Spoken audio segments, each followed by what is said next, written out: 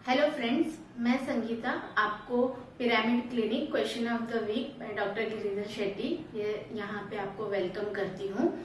और आज हमारे इस वीक के क्वेश्चन में हमारे व्यूअर्स को क्या क्वेश्चन है वो देखते हैं। यहाँ पे एक मैडम है, वो क्वेश्चन पूछेंगी और मैं आपको इस क्वेश्चन के बारे में डिटेल एक्सप्लेनेशन देने वाली हूँ। तो मैडम पूछिए, आपका क्या क्वेश्चन है? मैं नंदिनी औरंगाबाद से। मुझे ये पूछना है कि बच्चों के हिसाब से स्टडी एरिया कौन सा होना चाहिए?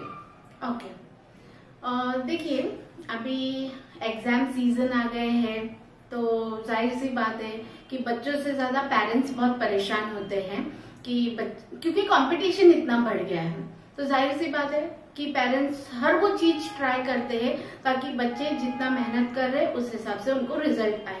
तो मैडम ने बहुत ही अच्छा क्वेश्चन पूछा है कि बच्चों को किस डायरेक्शन में कहाँ पे बिठा के पढ़ाना चाहिए या उनका स्टडी टेबल कहाँ रखना चाहिए, या अगर आपके पास बहुत ही बड़ा जगह है, घर है, यानी 3 BHK 4 BHK घर है, तो आप एक सेपरेटली डेडिकेटेड स्टडी रूम भी बना सकते हो।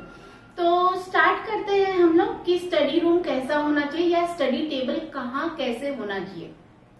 अब आपको ये मालूम है कि पढ़ाई करने के लिए कंसंट्रेशन और फोकस, ये दोनों चीज की बहुत ही ज्यादा जरूरत रहती है। और आपको ये भी मालूम है कि आजकल बच्चों को डिस्ट्रैक्ट करने वाली चीजें भी बहुत अवेलेबल है, जैसे कि स्मार्टफोन हर बच्चे के पास अवेलेबल है, तो वो सबसे बड़ा डिस्ट्रैक्शन बन गया है। तो इसमें से हमको बाहर निकल के अपने एकेडमिक करियर पे इस वक्त अगर बच्चा नहीं फोकस कर पाएगा तो आगे चल के उसको परेशानी होगी। तो ये सब नहीं होना चाहिए इन फ्यूचर में। इसको अवॉइड करने के लिए हमको बच्चे को ईस्ट फेसिंग करके, जब भी वो बच्चा पढ़ाई करने बैठ रहा है तो उसका फेस जो है वो ईस्ट की तरफ होना चाहिए। That is the first ideal position. अगर ईस्ट में नहीं आपके पास जगह है तो देन आप नॉर्थ या नॉर्थ ईस्ट में भी बिठा सकते हो, but first preferred position is east. अब ये जो स्टडी टेबल रहेगा जिसके ऊपर बच्चा बैठ के पढ़ाई करेगा, बुक्स रहेंगे, नोट्स लिखेगा, तो वो टेबल जो है वो स्क्वायर या रेक्टेंगल होना चाहिए, वो कोई भी और ऑड शेप्स में नहीं होना चाहिए। दूसरा चीज कि टेबल का कलर ब्लैक नहीं होना चाहिए। ये आपको कुछ चीजें जो मैं बता रही हूँ वो आपको ध्यान में रखना है। प्लस पढ़ाई करते वक्त या जो वो बच्चे का स्टडी टेबल है वो किसी भी बीम के नीचे नहीं आना चाहिए, क्योंकि वो अननेसेसरी स्ट्रेस एंड एंजाइटी को बढ़ावा देगा अगर बच्चे का बुक या टेबल या वो बच्चा खुद किसी भी बीम के नीचे बैठ के पढ़ रहा है। तो अनदर थिंग कि वो रूम जहाँ पे या जो भी स्पेस आपने क्रिएट किया है बच्चे को एज अ स्टडी एरिया बना दिया है, वो एरिया आप ये ध्यान दीजिए कि बच्चे तो as it is like tuition, school, homework, class, ये सब में बिजी रहते हैं, तो वो उस रूम को नीट एंड क्लीन नहीं मेंटेन रख पाएंगे। बट एज पेरेंट्स आपकी ये जिम्मेदारी बनती है कि आप बच्चे को ना तो प्रेशराइज करो पढ़ाई करने के लिए, बट उसको थोड़ा सा सपोर्ट दीजिए, ताकि उसका आप कैसे सपोर्ट कर सकते हो बच्चे को कि उसका जो स्टडी एरिया है नीट एंड क्लीन रहे, वहां पे शूज या फिर कोई फटे पुराने बुक्स या फिर अनवांटेड चीजें स्टडी एरिया में ना हो।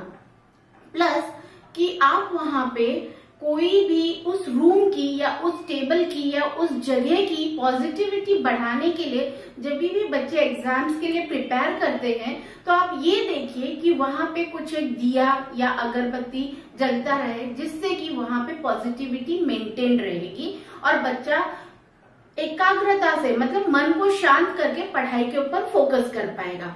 अगर आप ये नहीं कर सकते हो उस जगह में तो एटलीस्ट आप एक पिरामिड लगा सकते हो, जिसके जरिए वहां पे पॉजिटिव एनर्जी 24/7 मेंटेन रहेगी।